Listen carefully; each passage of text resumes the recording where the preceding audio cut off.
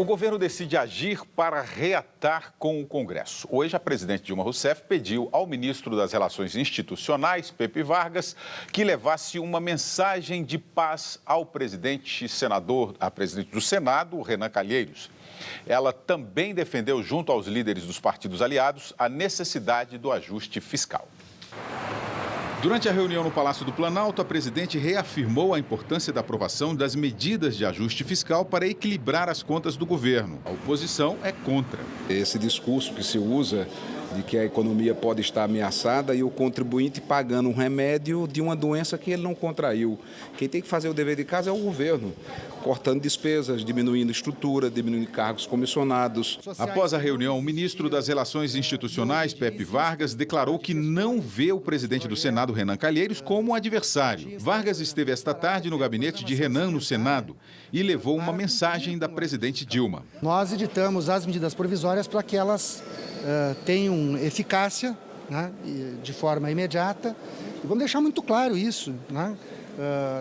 Nós queremos fazer um debate. Devolvo a medida provisória 669. Depois que Renan Calheiros devolveu ao governo a medida provisória que aumentava a alíquota de impostos da folha de pagamento das empresas, Dilma declarou que daqui para frente vai debater tudo com o Congresso. Tudo vai ser superado, vai ser ultrapassado. O presidente Renan foi e continua a ser um presidente importante desse Congresso, tem valorizado a nossa autonomia, a nossa independência e também a harmonia com os demais poderes. Outra polêmica no Congresso hoje foi a nomeação do deputado Arthur Lira, do PP, para presidir a Comissão de Constituição e Justiça e de Cidadania da Câmara. Lira responde a processo no STF por ter agredido a ex-mulher.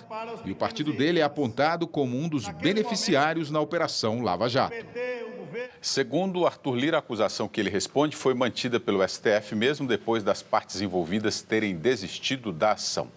Ricardo Senes, boa noite. O clima no Congresso Nacional é o seguinte: quem não tem teto de vidro que atira a primeira pedrinha. Você acha possível conseguir a paz tão desejada pela presidente Dilma Rousseff entre o Congresso e o governo? William, eu acho que possível mas o cenário não está indicando que essa seja, vamos dizer, a tendência mais provável, pelo menos no curto prazo, né? Essa possibilidade de paz, ela poderia ter ocorrido antes da posse da Dilma, quando em novembro aí já se sinalizava um pouco qual seria o clima do novo Congresso, de qual seria a disputa pela presidência do Congresso.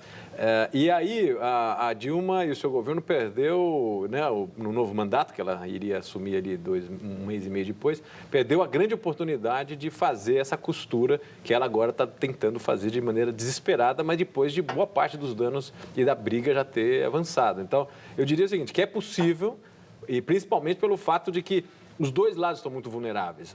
Tanto a presidência da Câmara e do Senado estão muito vulneráveis nesse momento e a presidente está muito vulnerável. Então, eles, abrindo uma fase de disputa entre eles, pode prejudicar fragilizar ainda mais os dois lados. Então, existe a hipótese de uma aliança aí para acomodar um pouco a crise de todos os lados. Agora, não está fácil porque ela já avançou razoavelmente nos últimos meses, tiveram vários lances bastante fortes, vamos dizer assim, esse de ontem à noite do Renan ter devolvido a medida provisória de parte importante do pacote do governo, é uma afronta importante para um eixo do governo. Então, eu diria que não é fácil vislumbrar no cenário curto prazo essa acomodação.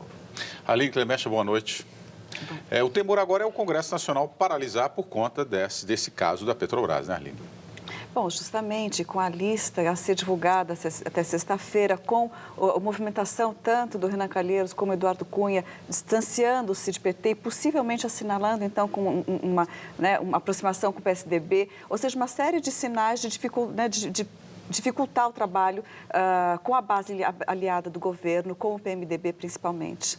Senes, você disse aí da questão da medida provisória, mas a grande reclamação do Congresso Nacional é que os presidentes têm esse hábito de governar por medida provisória.